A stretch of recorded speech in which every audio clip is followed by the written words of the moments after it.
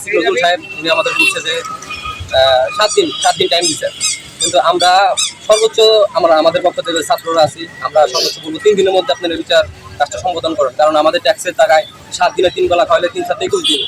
আপনি এই 21 দিনে আমরা আমাদের ট্যাক্সের টাকায় কোনো এই দর্শককে খাওয়াই আমরা রাজি না। আমি অ্যাটলিস্ট রাজি না, আমরা কেউ রাজি না। আমরা দর্শককে আমাদের ট্যাক্সের টাকা খাওয়া রাজি না। আমরা যত দ্রুত সম্ভব সবার সামনে বলতে আপনি একটা দর্শনের ভিডিও আপনি লাইভ করেন অথবা সবার সামনে একটা শুধু এই দর্শকের শাস্তি মৃত্যুদণ্ড দেন। আপনি দেখেন আপনার দেশ থেকে 99% দর্শক চলে যান।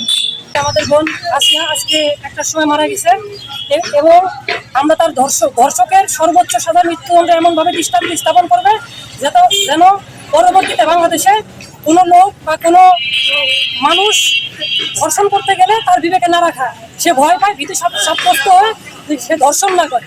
এবং আমরা এর একটা সর্বোচ্চ সাজা জাতির সম্মুখে লাইভ টেলিকাস্টের মাধ্যমে পুরো জাতি যেন দেখতে পায়, এরকম একটা দাবি জানাচ্ছি, দৃষ্টান্ত শাস্তির দাবি জানাচ্ছি। আমরা প্রশাসনকে বলবো আসিয়ার দর্শনকারীদেরকে 72 ঘন্টার মধ্যে আইনের আওতায় এনে সর্বোচ্চ শাস্তি মৃত্যুদণ্ড দেওয়া হোক এবং জনসম্মুখে তাকে পাথর নিক্ষেপ করে হত্যা করা হোক।